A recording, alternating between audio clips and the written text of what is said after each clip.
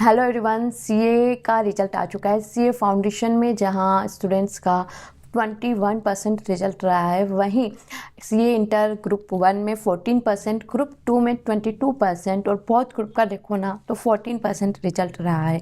यानी कि अगर 20% स्टूडेंट चीज़ों को सेलिब्रेट कर रहे हैं तो 80% स्टूडेंट कहीं ना कहीं किसी कोने में बैठकर मतलब सोच रहे हैं कि यार मेरे साथ ही ऐसा क्यों हुआ, मैं क्लियर क्यों नहीं कर पाई या कर पाया। तो देखो, जो भी सिचुएशन होनी थी, जो भी चीज़ होनी थी हो चुकी। फर्स्ट थिंग ये चीज़ समझो कि जस्ट एक अटेम्प्ट था जो तुम क्लियर नहीं कर पाए।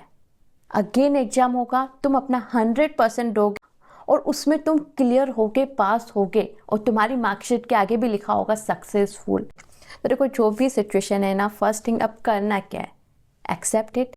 1-2 दिन खुद को देना है तो दो, खुद को फिर से रिचार्ज करो। जब भी तुम्हें लगे ना नहीं अब मुझे स्टडी स्टार्ट करनी है, तो स्टडी स्टार्ट करने से पहले एक चीज़ जरूर करना, वो है, अब ये क्या चीज़ है। देखो, तुमने जैन 2025 में अटेम्प्ट दिया था, चाहे तुमने सिंगल ग्रुप दिया था या बोथ ग्रुप। अगर बोथ ग्रुप दिया तो 6 सब्जेक्ट यहाँ लिख दो, सिंगल ग्रुप दिया तो 3 सब्जेक्ट यहाँ पे लिखो, और अगर सीए फाउंडेशन का एग्जाम दिया तो उसके सब्जेक्ट यहाँ पे लिख दो।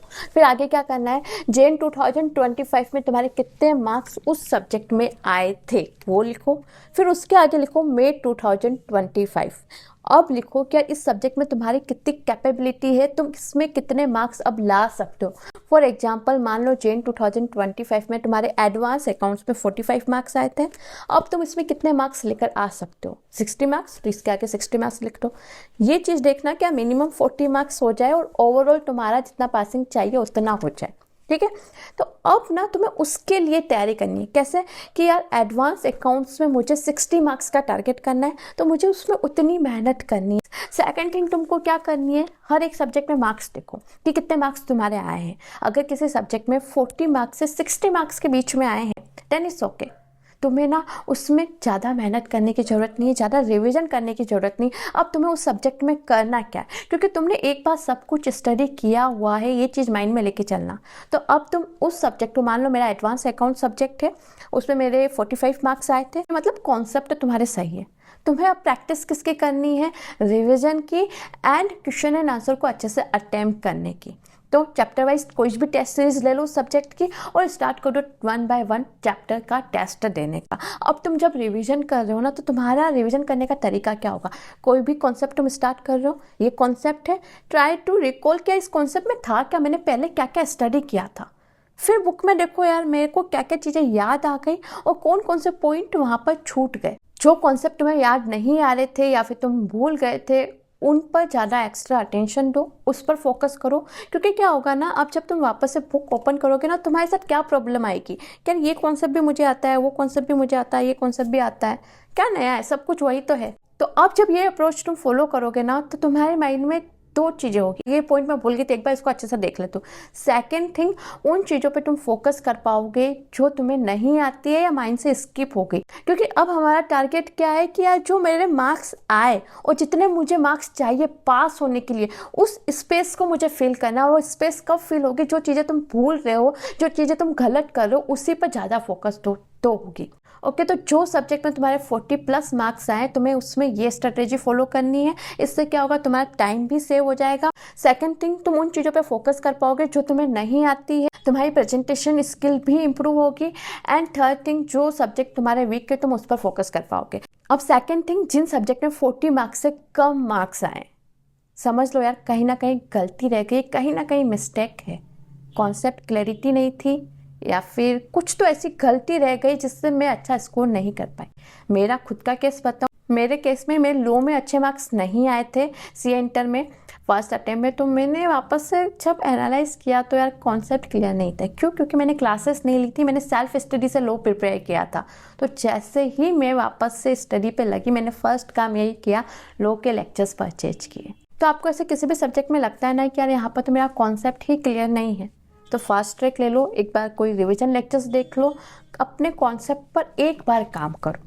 क्योंकि अगर कॉन्सेप्ट क्लियर नहीं होंगे ना, तो तुम अच्छा स्कोर नहीं कर पाओगे। क्योंकि ऐसे कब ट्रेंड हो गया केस स्टडीज़ ये सब पूछना, तो यहाँ पर तुम्हारे कॉन्सेप्ट पर काम करना बहुत ज़्यादा ज़रूरी है। नेक्स्ट थिंग, तुम वो सब्जेक्ट आइडेंटिफाई करो जो तुम्हारा स्ट्रॉन्ग है और वो सब्जेक्ट आइडेंटिफाई करो जो तुम्हारा वीक है।